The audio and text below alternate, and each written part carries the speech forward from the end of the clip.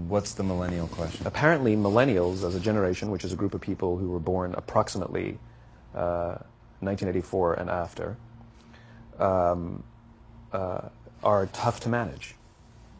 And they're accused of being entitled and narcissistic and self-interested, unfocused, lazy. But entitled is the big one. And because they confound leadership so much, what's happening is leaders are asking the millennials, what do you want? And millennials are saying, we want to work in a place with purpose, love that. We want to make an impact, you know, whatever that means.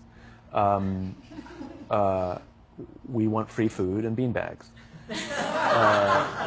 And so somebody articulates some sort of purpose, there's lots of free food and there's beanbags, and yet for some reason they're still not happy. And that's because they're missing, there's a missing piece.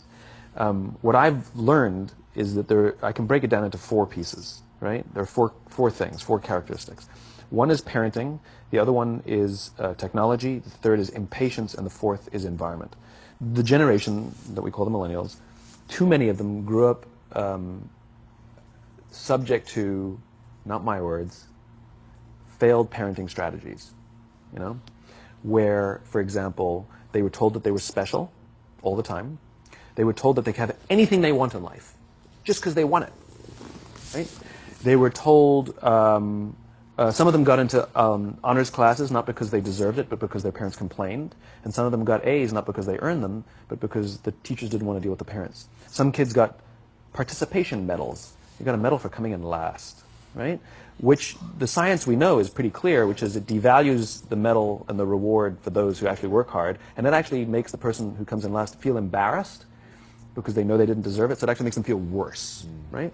So you take this group of people, and they graduate school, and they get a job, and they're thrust into the real world, and in an instant, they find out they're not special, their moms can't get them a promotion, that you get nothing for coming in last, and by the way, you can't just have it because you want it, right? And in an instant, their entire self-image is shattered. And so you have an entire generation that's growing up with lower self-esteem than previous generations. The other problem, to compound it, is we're growing up in a Facebook, Instagram world. In other words, we're good at putting filters on things. We're good at showing people that life is amazing even though I'm depressed, right? And so everybody sounds tough, and everybody sounds like they got it all figured out. And the reality is there's very little toughness, and most people don't have it figured out. And so when the more senior people say, well, what should we do? They sound like, this is what you got to do. And they have no clue. Right? So you have an entire generation growing up with lower self-esteem than previous generations, right? Through no fault of their own. Through no fault of their own, right? They were dealt a bad hand, right? Now let's add in technology. We know that engagement with social media and our cell phones releases a chemical called dopamine. That's why when you get a text, it feels good. Right? So, you know, we've all had it where you're feeling a little bit down or feeling a bit lonely, and so you send out 10 texts to 10 friends, you know, hi, hi, hi, hi, hi. Because it feels good when you get a response, right? Right? It's why we count the likes, it's why we go back 10 times to see if my Instagram is growing slower, did I do something wrong? Do they not like me anymore, right?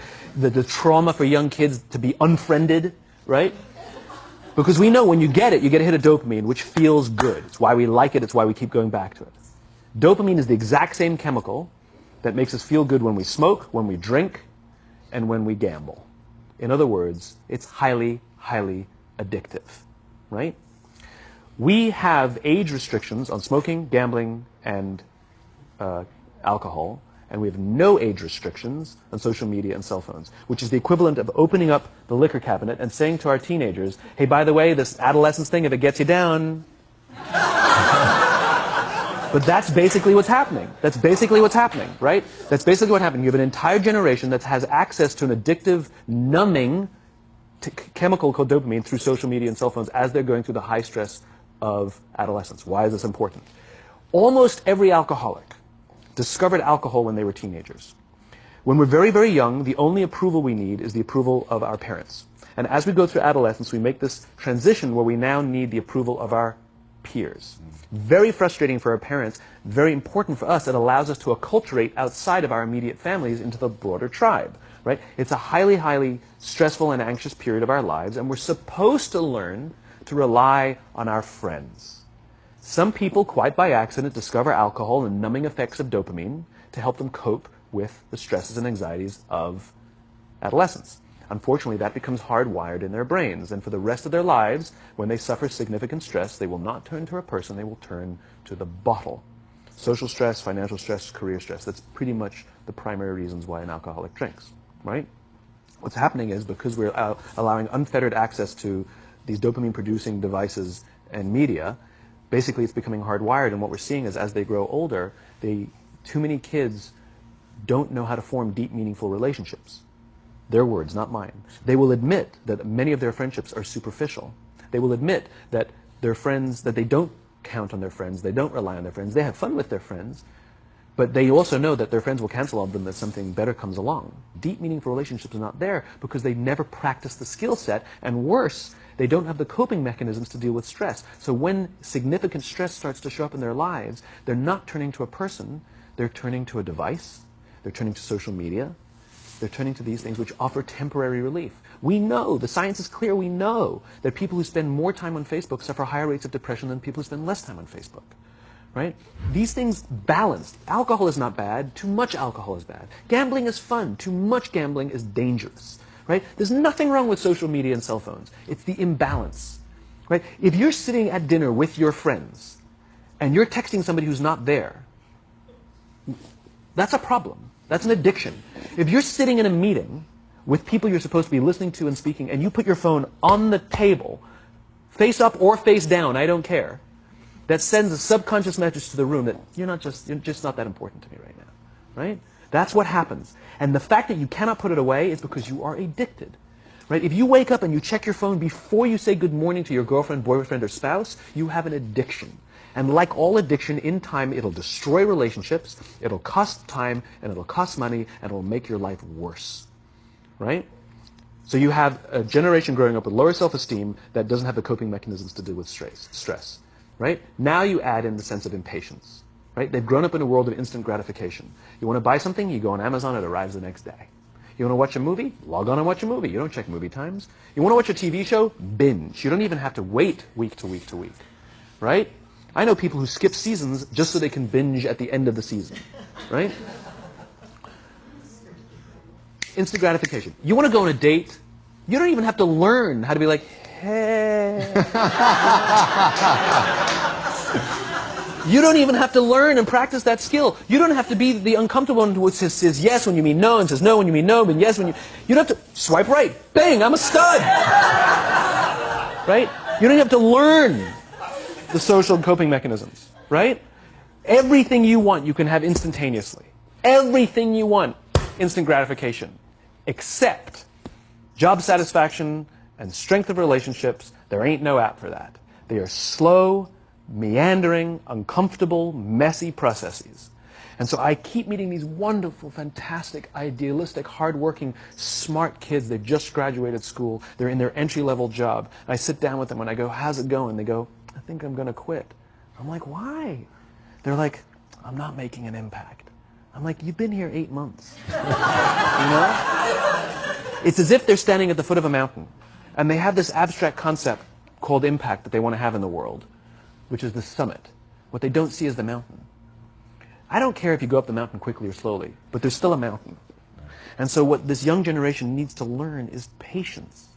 That some things that really, really matter, like love, or job fulfillment, joy, love of life, self-confidence, a skill set, any of these things, all of these things take time. Sometimes you can expedite pieces of it, but the overall journey is arduous and long and difficult. And if you don't ask for help and learn that skill set, you will fall off the mountain. Or you will, the worst case scenario, and we're already seeing it, the worst case scenario is we're seeing an increase in suicide rates.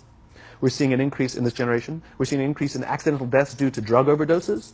We're seeing more and more kids drop out of school or take leaves of absence due to depression. Unheard of. These are all, this is really bad. The best case scenario, those are all bad cases, right? The best case scenario is you'll have an entire population growing up and going through life and just never really finding joy. They'll never really find deep fulfillment in work or in life. They'll just waft through life and it'll be just, it's fine. How's your job? It's fine. It's the same as yesterday. How's your relationship? It's fine. Like that's the best case scenario. Which leads me to the fourth point, which is environment. Which is we're taking this amazing group of young, fantastic kids who were just dealt a bad hand. It's no fault of their own. And we put them in corporate environments that care more about the numbers than they do about the kids. They care more about the short-term gains than the long-term life of this young human being. We care more about the year than the lifetime, right? And so we are putting them in corporate environments that aren't helping them build their confidence, that aren't helping them learn the skills of cooperation, that aren't helping them overcome the challenges of a digital world and finding more balance, that isn't helping them overcome the need to have instant gratification and teach them the joys and impact and the fulfillment you get from working hard on something for a long time that cannot be done in a month or even in a year. And so we're thrusting to them in corporate environments, and the worst part about it is they think it's them. They blame themselves. They think it's them who can't deal. And so it makes it all worse. It's not. I'm here to tell them it's not them. It's the corporations. It's the corporate environments. It's the total lack of good leadership in our world today that is making them feel the way they do. They were dealt a bad hand, and I hate to say it, but it's the company's responsibility. Sucks to be you. Like, we have no choice, right? This is what we got, and I wish that society and their parents did a better job. They didn't. So we're getting them in our companies, and we now have to pick up the slack. We have to work extra hard to figure out the ways that we build their competence. We have to work extra hard to find ways to teach them the social skills that they're missing out on. There should be no cell phones in conference rooms. None. Zero.